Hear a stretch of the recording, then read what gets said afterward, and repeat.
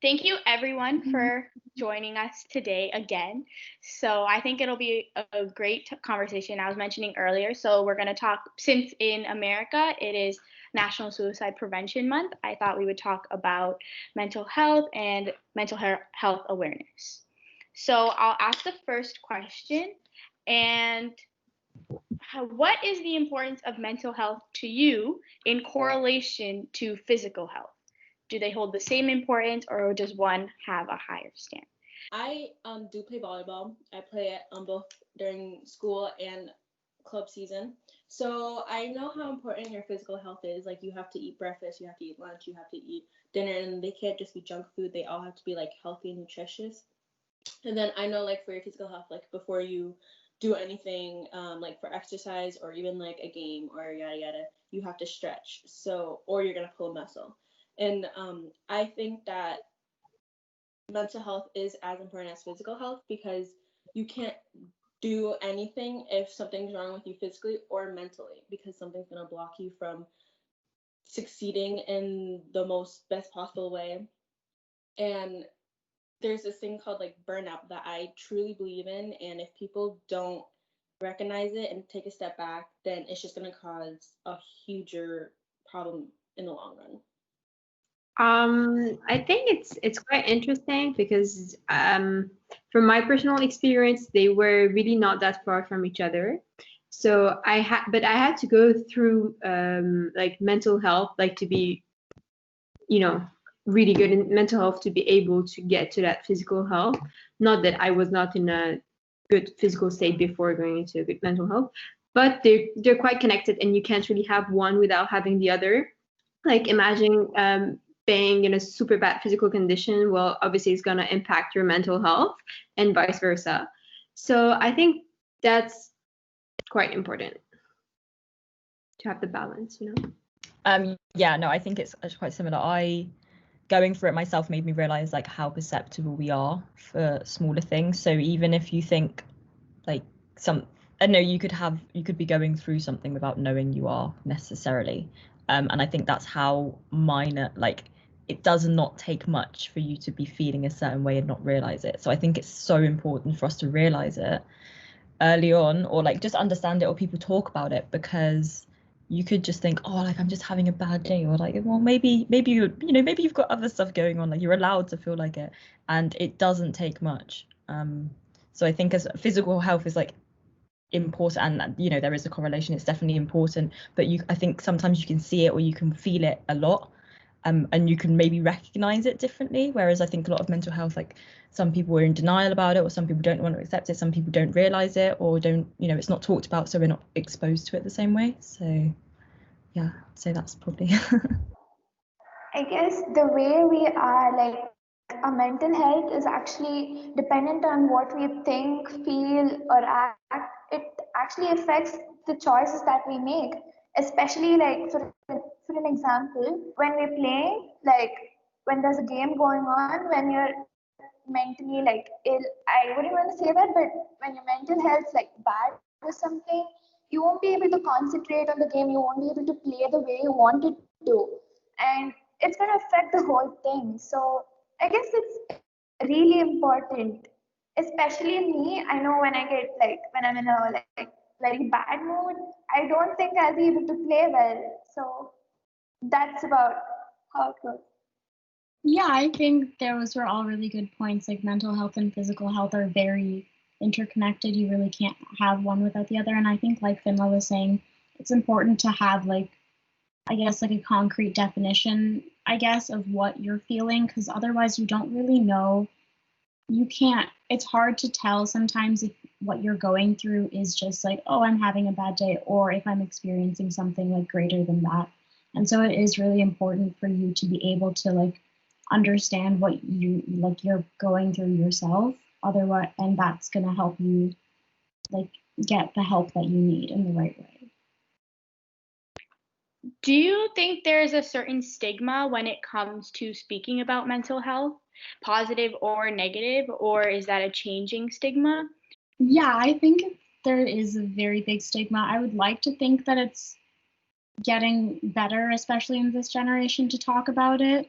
but I think it is still something that people close off about themselves or are not as willing to talk about.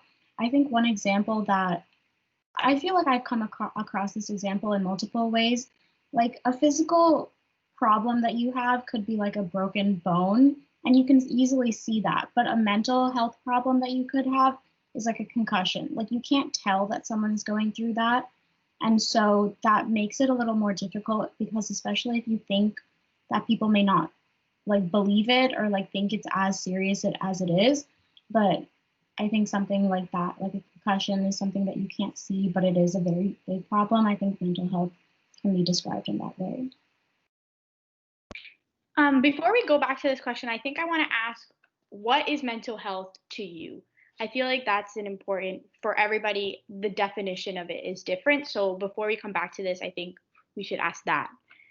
Mental health to me is something that is super duper important because obviously like I've had my own problems and troubles with it, and it's really helped me as a person to find like a good way to express myself and to seek help from like my friends or family to better myself, because obviously like mental problems are a serious thing and everyone has them, everyone deals with them. So honestly, like my whole problem was like I was scared that if I had expressed or like vented to someone else, then I would like tear them down just because like they could have been in a positive mood. But I shouldn't be thinking like that, because if it was my friend, I would always want them to talk to me. I would always want them to open up and not have it be locked up inside of them. So I think that mental health is something that deserves to be recognized, and that's why it has a whole like month to it, because it's a big problem, especially with like college students or like single parents or anything. And to me, it's like one of the most important problems within myself that I'm still like working with. And I've gotten so much better because I've realized my problems and I've dealt with them like head on. Yeah, so I've been through it for like in different stages. So I guess everyone, we all know, the typical, like, I've got, depressed or just unhappy, right? And I think from a young age you thought, okay, maybe it's just that. Maybe is that just you're just depressed or you're not. And then you go through them and you're like, wait, okay, there's a whole range. And I think even nowadays I'm still like understanding more and more and more. So I thought, I guess probably about 5 years ago was when I first had my first like experience with it. And I was like, oh, okay, it's this. I had like an idea of maybe how it was. And then I think going through university was really like that changed everything completely. So it's just so broad. I don't even know how to. I've gone through so many different stages of it, and I've got out of some of them. I'm going through some of them. Some of them I understand how to control and stuff. So I would say that like it really, the stigma behind it is, it's so frustrating that it's not more talked about or like more known, because there are people out there, like I will seek help or talk to family, talk to friends about it. Like I'm open as well. I don't mind talking about it because I think it should be, but there's so many people which would either be in denial about it and say they feel weak, because if they say, oh, I've got mental health problems, they like then find themselves weak, or that if they're going to be looked at differently if they suggest it. So I think the stigma is actually so bad, which is why even if we're talking about it, it's still not like, it still feels like we've got such a long way to go. And especially for men as well, like I do feel for them in that sense of this like really like superiority complex, the weakness complex, the you're not a man if you're not feeling that way, but also the idea that someone's less of a person if they've got it. It's like, no, like we all go through it. Everyone goes through it. Like it shouldn't be looked or frowned upon anymore. But I don't know. I was like, it's so sad. I'm like, it's so sad. And everyone around us has probably gone through something, and you never know if it's not talked about. Can I piggyback on some points that she made? So about like the weak thing, like how people can perceive you as weak. And then like another thing, if you like try to go out of your way to like talk about your feelings and your mental health problems, then people could be like, oh, she's attention seeking, or oh, he's attention seeking. And that's another thing that is like so wrong, because like people, it takes a lot for someone to like open up and then just for that to happen is very wrong. So that's why there are a lot of problems with society regarding mental health that I just really wanted to point out. Yeah, I feel like gender stereotypes also make it so much more of a problem for people to seek out help. I think that, especially for males, it seems that like you're supposed to be like tough or like not have any like problems in that sense. You're not supposed to cry or anything like that. And so everyone goes through mental health problems, and if they are feeling as if they're not able to seek out help for that, it'll just make it worse.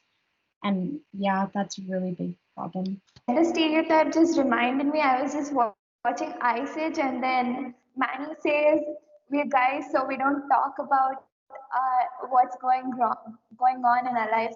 So that's actually funny. And speaking of mental health, to me, it's something that must make it into everybody's priority list. And mental health, it's like super important to everybody.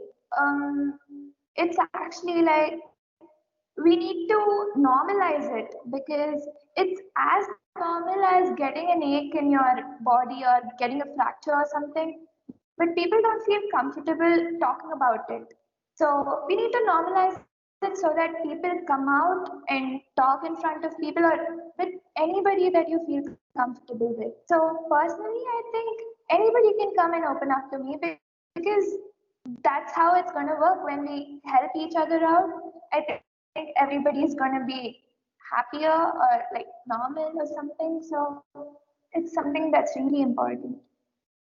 More than just like talking to someone, like I would think that just the fact that you don't think people would understand you and people can't really grasp what's going on in your head, and also the fact that okay, you might talk it out, but they're just listening to you, and sometimes it's just they just feel pity for you, you know.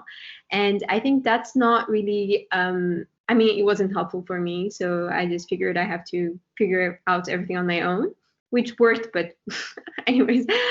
So I think that's quite a barrier, the fact that people or they don't understand you or they don't grasp like the importance of it, and also the fact that they can't really help you sometimes, and it's just going in your head. And usually, well, as to what it means, mental health for me, well, you know, like also scientifically, like you lack I mean your processes in your brain go in kind of a vicious circle, and it's kind of difficult first of all to see it from afar, like, you know, to see it properly and rationally, and everything becomes quite difficult and blurry. So yeah, I don't really know. I mean, I don't know if it really helps just to talk to someone. And I mean, obviously, that should be the first step, and men and women should be have the same, you know, opening. But I don't know. I think it's quite complex to kind of.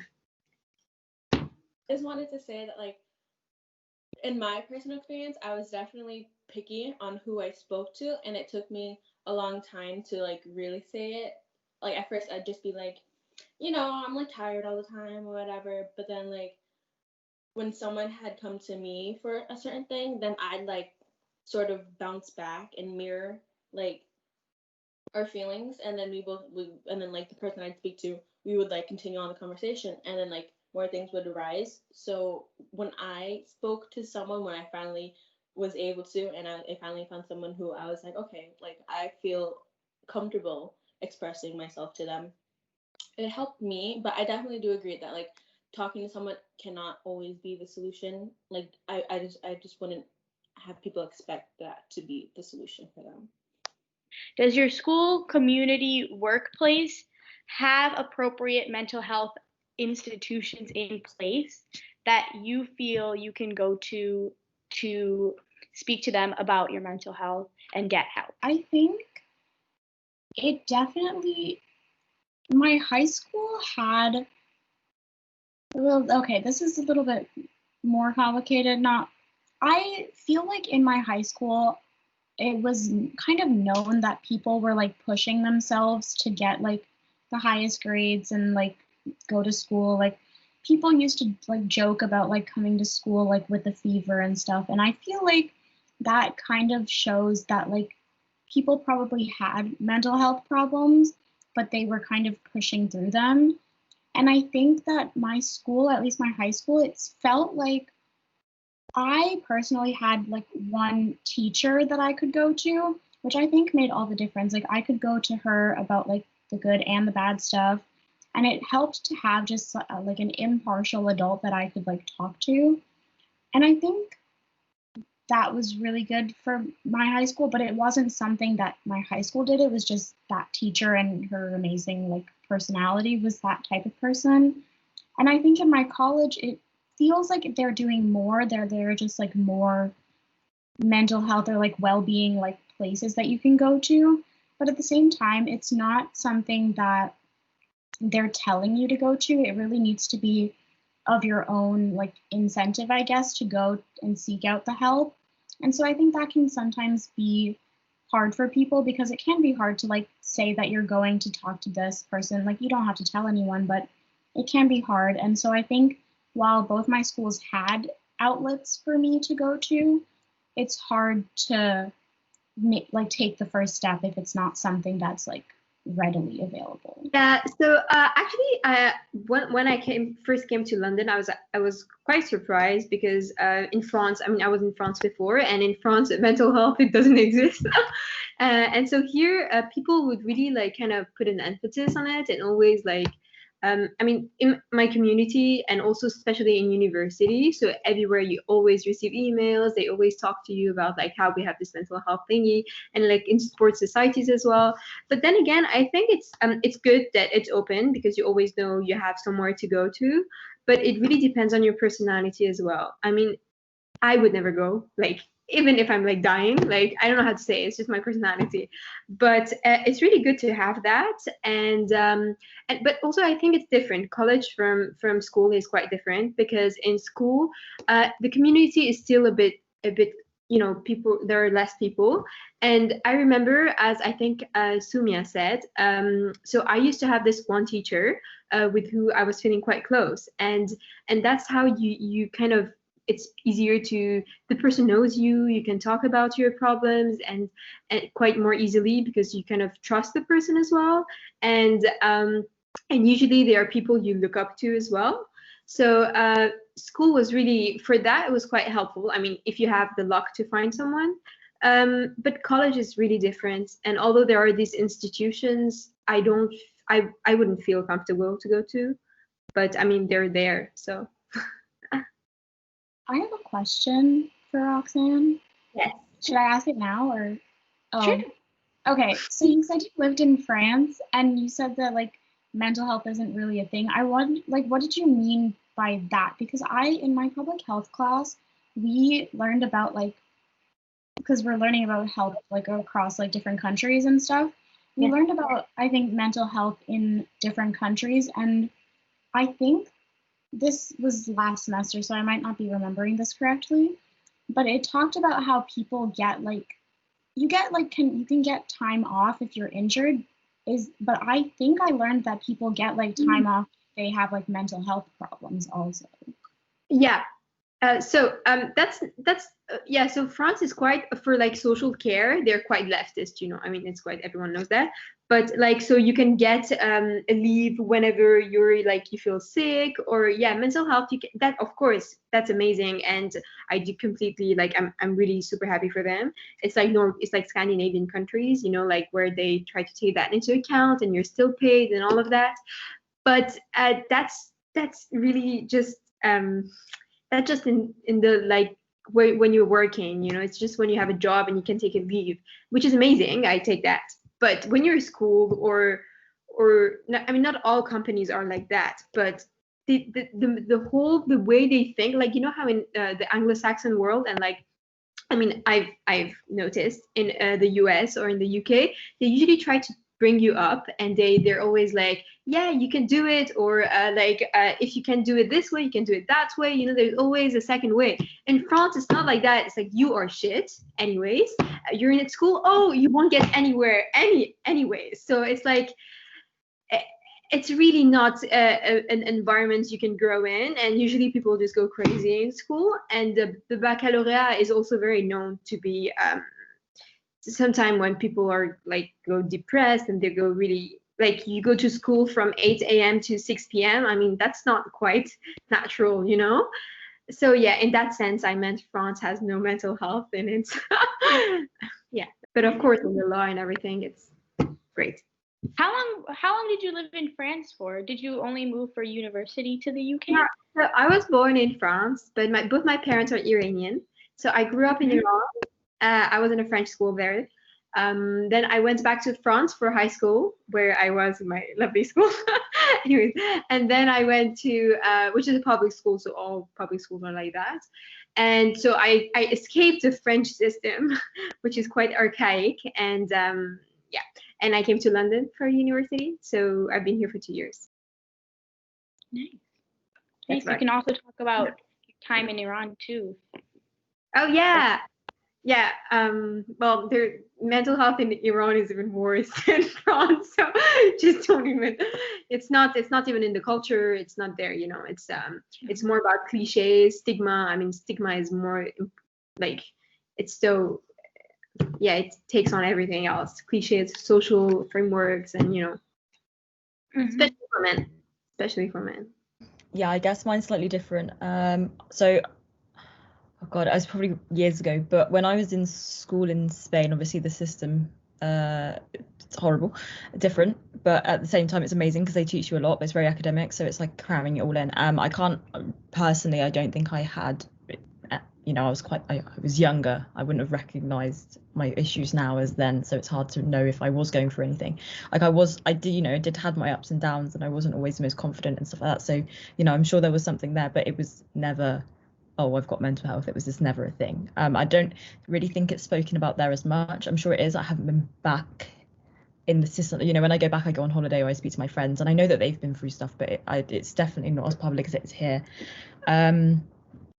It probably wasn't until I moved to London, which I then started realizing stuff, because until I had gone through stuff, I didn't recognize it in other places. Like people could talk to me about their problems, it was fine, but it wasn't publicly. Like, you know, as soon as you see, like, you know, someone that's pregnant, suddenly you see loads of pregnant people, or suddenly you see loads of baby shops. Like, it's one of those things that as soon as you become aware, like, you see it. So when I came to university, my first year was like torture, and I was like, so much. So I started then, you know, it became more of a thing, started talking to other people that were similar to me, and then it became more public, and I started understanding, I was like, oh, we can talk about this. As people have got it worse than me, some people have got it better, some people this, we can all just discuss it more openly. And my university offered counselling sessions. The thing is, the course that I did has probably got one of the highest dropout rates. It's also got a very high suicidal rate. It's also got very high, like a lot of mental health rates. Like everyone that I know probably that I'm friends with have been through one form or another. In my last year, I think it was my second year, I actually had a really bad end of like one of my hand-ins, and I think I had like a 4-hour like panic attack. And I was like, I'm not going back to university. I don't want to do it anymore. Like, I was ready to literally just give everything up for like no reason. And it passed, and I managed to like hand my work in. And I remember talking to my tutor being like, this was one of the worst experiences of my life. I was like, I've never felt like I'm the one, like I talk a lot, I'm confident, you know, I get like, I've got good work ethic, good student. So for me to literally go, I want to just give up, was just something I even reflecting back on it, I was like, oh my God. So in that moment, I was like, okay, maybe it's not that I'm any weaker than anyone else. Like, maybe I should just talk to someone. They offer it for free. They told us, you know, the tutors would tell us we could have a chat with them if we wanted and everything. But you get 6 sessions for free at the university. You didn't have to, you know, book it in. So I was like, well, you know, no harm done. If I don't like it, I quit. You know, I wasn't in a bad place when I started. I just knew that I suffered from like certain, you know, panic attacks and stuff, which could get in the way of my work. So I was like, okay, I'm going to prevent it. So then I started, and it was good because I learned to talk to someone like a stranger. I also learned a bit about myself, and I talk to my friends all the time, but I didn't realize how different it was talking to someone completely like knows nothing about me, nothing about my life. Like you actually talk very differently than you would think. So I would recommend, if you feel like, you know, actually maybe I do want to talk to someone, it's not a bad thing. You don't have to be in the worst situation of your life to talk to someone. You can actually be okay, just knowing that it would help. And I learned how to control my panic attacks when I got them. Don't get them very often, but at least now, if I did get one and it was in a bad situation, I got a different mentality towards it. So and I have to be thankful for my university that they offered that, because I might have not been able to afford or had the time to go and seek out professional help. Whereas I got, 6 sessions for free, which that is offered to everyone, and then they offer you, advice for afterwards. So yeah, I am actually grateful for it. But having said that, I don't think I noticed it in my other educational systems. So that could have been on me. I think they did offer it, but it definitely wasn't publicized. To be honest, about a few years ago, 2 or 3 years ago, until I watched some Netflix series, I wasn't even aware that at school you have these kind of people who you can go and talk to about your issues. Then it wasn't there actually in schools. Normally it isn't there. And when I came to 10th grade, there was somebody called a counselor introduced in the school, and we were quite happy about having a counselor so that we could go and talk about our issues. But then we realized that it was only made up so that the counselor would get to know what issues are going on so that she could go and report it to the management. So we weren't really comfortable in opening up to them. It was actually cheating. And so that was totally a waste. Also, schools organize these kind of programs where they talk about mental issues, and I don't think more than 20% of the people there are benefited, or maybe even listen. They don't even listen because people are the students. They're actually forced to get in even if they're not interested. So I don't think many people benefit by that, but I think people who really need it must actually ask for it. Also in schools, like the other students, if you're somewhat mad at someone or you have some kind of issues with yourself, people call it mood swings. They're I've never seen somebody who had bigger mood swings, or you're the person I've seen is so depressed. So people don't really come out at school. So that's actually a problem because you don't have to make fun of others if you cannot help them. At least if you cannot help them, it's okay, but just don't make fun of others. And calling them mentally ill is something that we've been doing now, but we shouldn't actually call them mentally ill because they feel like we're defining them as mentally ill. So just like I said, just normalize it, make it like everything else. Maybe that would help. So I try my best to recognize all the different um things that my school does for us, the student body. And in reality, they do have a lot of different outlets. There is, not only do we have guidance counselors that we could talk to, but we have social workers, and then one of the social workers has a whole meditation session every Tuesday, which could be very helpful. And then they're I don't know if there is a club, but I'm pretty sure there was talks of a club starting to people to just talk about their mental health and to reach out, and then to get them set up with someone if they really needed it. I'm not sure if that became a club, but I know that it was being talked about. And then we have our school does things a TED talk where people can talk about that kind of situation or anything else. But for me, how Somya, I hope I'm saying that right, said, I have one teacher who I go to because I think that the teachers are the ones who see you every day. They see what kind of a student you are. Again, how Finla said also, you just know them. So it's just easier to talk to them and then go to them when you need help. And for me, it was my freshman English teacher, who I still talk to literally today all the time. And it is really helpful because there aren't always really good teachers who notice that you're going through something, and they make it, honestly, they don't realize, but they're making it harder for you when you're going through it. So it's really good that I have people like that who care about me and who want to see me succeed and to get better, that I really appreciate. And I hope that other people, if they can, they do that regarding their mental issues. So I want to ask, so now that we've talked about all of the mental health outlets that there are, what would you do to improve these outlets in your respective countries wherever you have lived? Because I know some people come from multiple places. So I'm not sure who it was who mentioned, I think it was Iva, about meditation.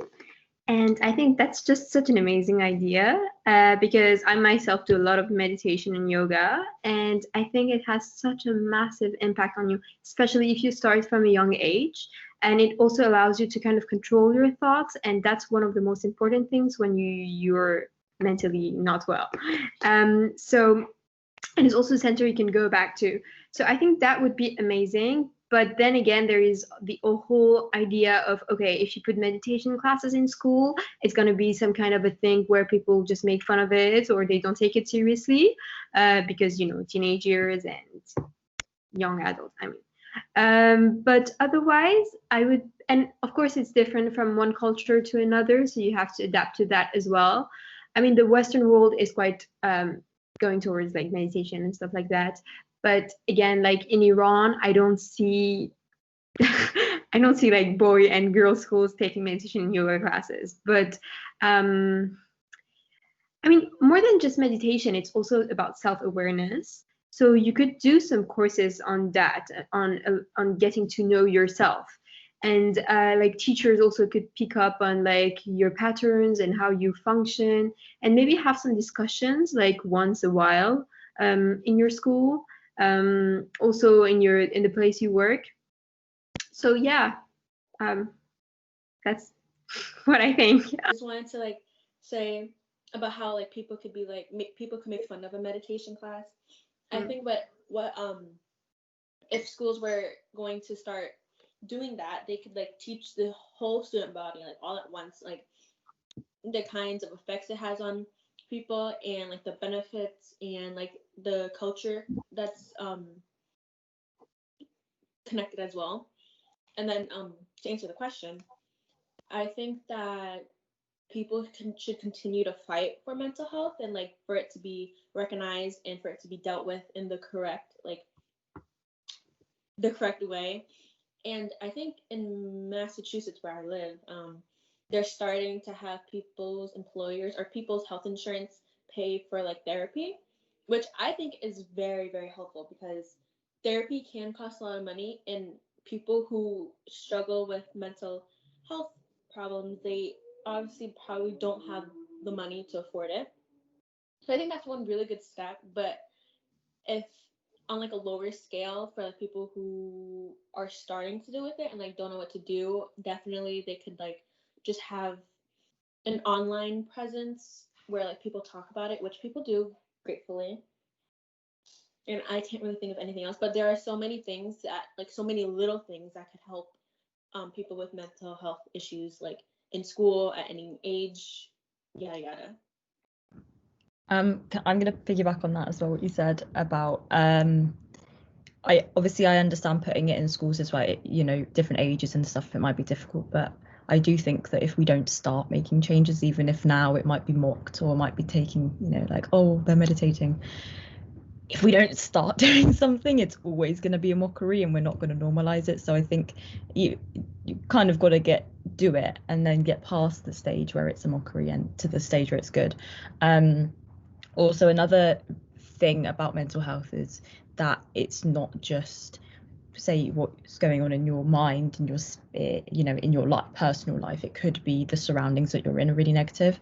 I did my final year dissertation on biophilic design, which is a style of design which promotes well-being, and so much of it was to do with like the space you're in and how that affects your mental health when it affects the decisions you make. So also we shouldn't just be looking at necessarily we should be looking at everything as a general sense. So the spaces that you're in, like the same as I'm sure nobody wants to go and sit in a dark grey office with no natural light, because you get there's a sick syndrome or something like that, which is basically workplace sickness, which you just start to feel drained and horrible because you're in such a negative environment, which then affects your mental health. So I think there's such a big picture. We need children need to be outside more. There needs to, introduce sports should be more thing. Maybe gyms shouldn't be so expensive. Maybe people should be able to, more jobs should have space and flexible time where people can go and take a break.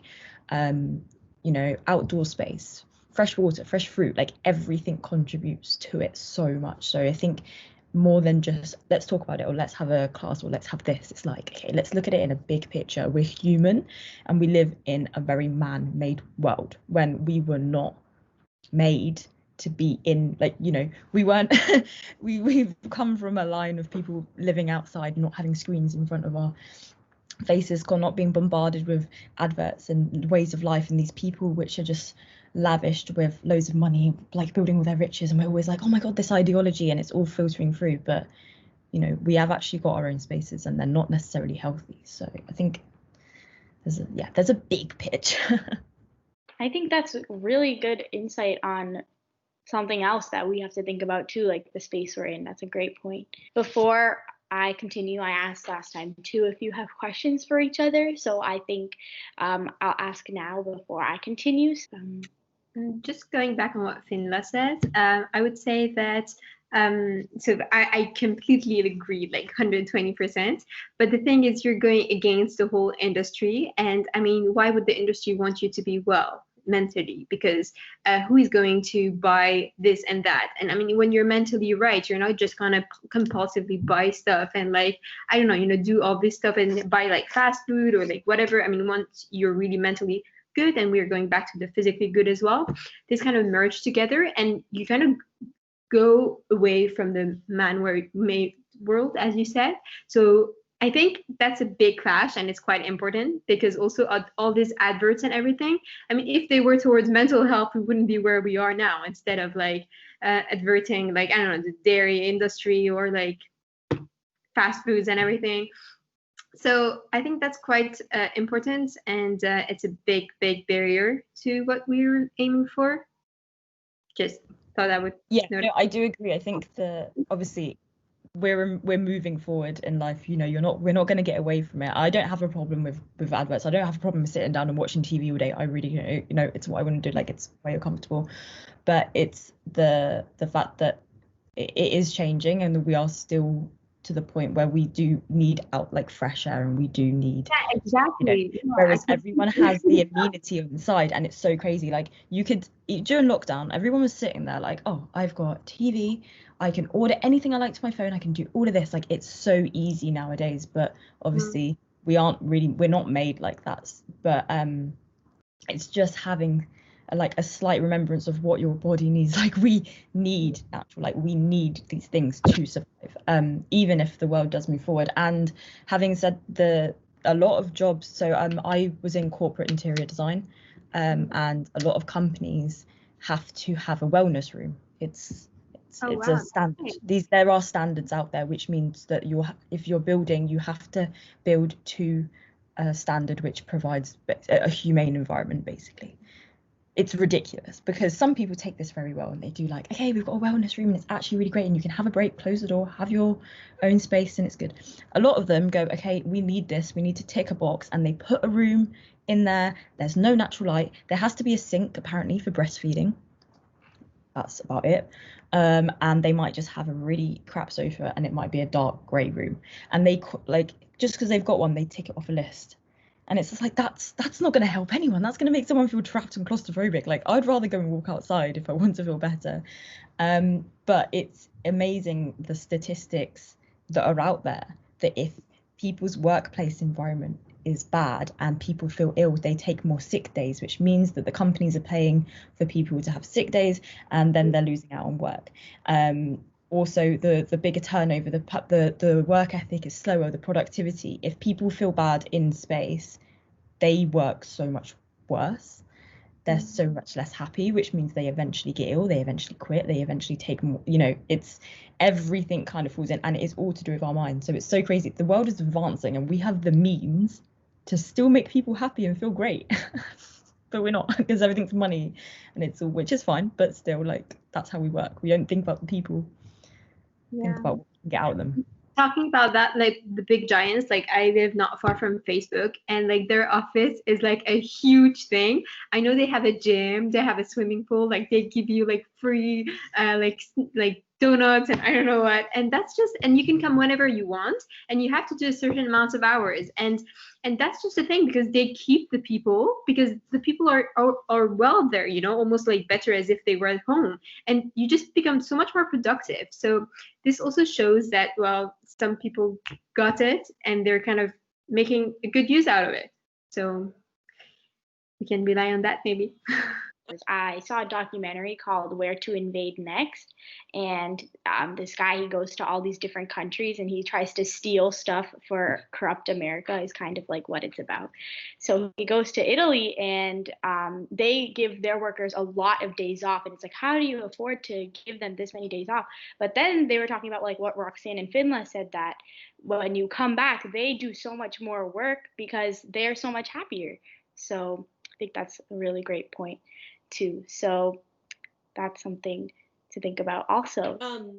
I just wanted to ask, like, is there anything that we or like any of you do to like reach out to other people? Because I know that we made it like a pretty important point that like people need to feel comfortable feel comfortable reaching out to other people, but like I feel like that's like an invitation. Like personally, I would like randomly text my friends like, so how are we, like just to like get the conversation going.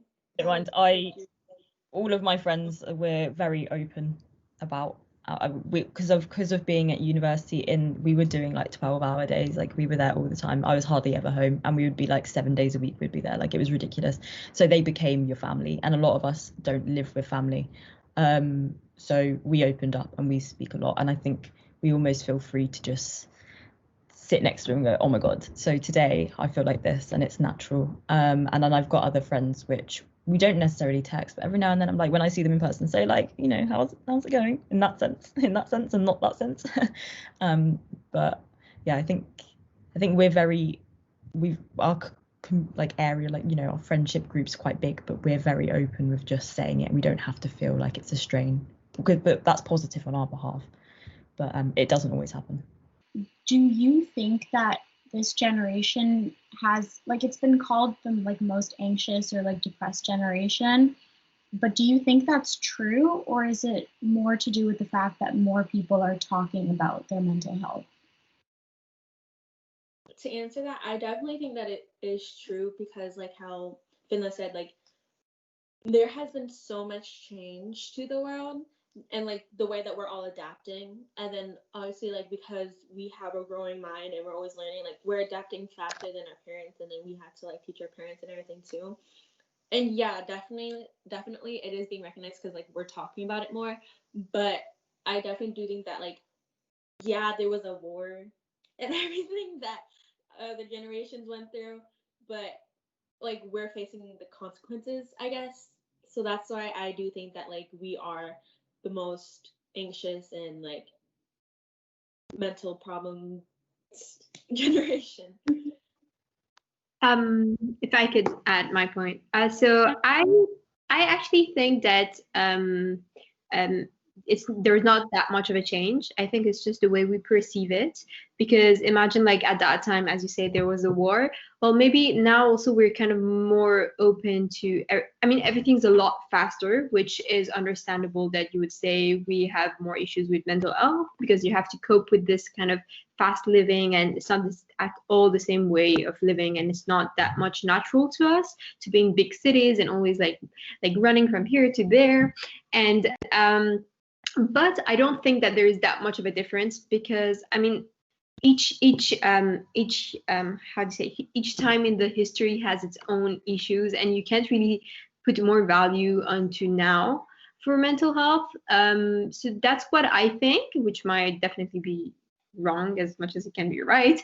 But for sure, the fact that the cities are going that way, and just the way that we're living in a different way, and everything's going so much faster. It's like the things we live in like 5 years, and maybe you would have lived it in like, I don't know, 80 years. So for sure that has an effect on it. I would say that's my point.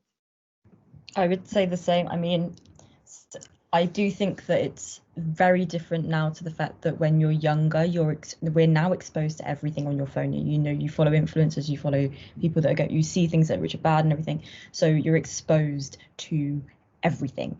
Whereas I remember back in the day, like I didn't have much, you know, you only saw what you saw, you only knew what you knew in your surroundings or what you heard from other people. Whereas nowadays it's like, oh my God, I'm exposed to so much stuff, and it makes you anxious because maybe you start judging your own what you're doing compared to someone who you're never going to meet. And I don't think we had that same exposure. And I, for one, I've realized that a lot recently is that I'm going to be 25 next year, which I'm scared about. Like I'm literally going, oh my God, what's going on? And all I'm seeing is these expectations of, oh, you know, you can do this by the time you're 25. You could have your own business. You could have, like, you know, some people are kids, some people got married. My friends are in relationships. I've got, you know, people buying houses, and I'm sitting here like, am I supposed to be doing that? I would, you know, and it's in my face. And then there's people which are like millionaires by the time they're 24, and then there's this, and I'm like, oh my God, sugar, like what's going on? And I do think there's always been mental health problems, and it's never been recognized, so we're talking about it more now and those stuff. But the fact is that we're exposing it at a very young age, that people are getting anxious because they're constantly seeing a reflection of themselves, even though it's not the case. They're constantly seeing it in everyone else, or expecting to be doing something which they don't actually have to be doing. But yeah, I don't know, that's my take.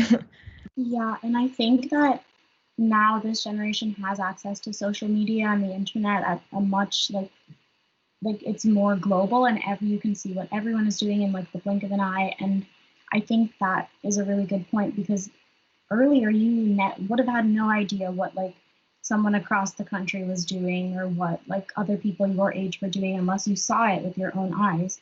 But now you have access to so many different so many people and so many different lifestyles that it's natural to compare yourself to that.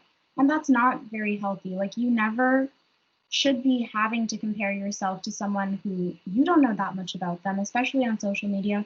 You're not getting their full picture. And more, I think I have seen more and more people talk about like mental health and stuff like that on the internet, but it's definitely not the majority of things that you see on the internet. And so I think that if you ever compare yourself, and now people have the ability to do that, they're not comparing to like the stuff that everyone is going through. They're comparing it to like their highlights of their life, which is not what's happening at all. Personally, I feel our generation gave a meaning or a definition to depression, because I can see people everywhere like you're sad, and people are like, oh my God, are you depressed or something?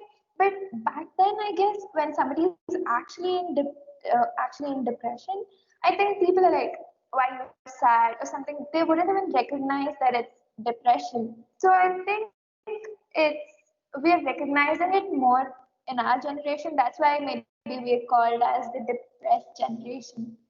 For the internet, I think, as Finla said, I think would be quite important if for like when you're at school to also learn how to filter the information, because that's something that's just coming here, coming, and it's something you need for your mental health, and it's the way you're living. So I just wanted to add that. Well, I think this was really good conversation, especially to continue on that path of bringing awareness to mental health, since suicide is a very, very preventable death. And it doesn't mean that you have to be depressed to reach out and get help.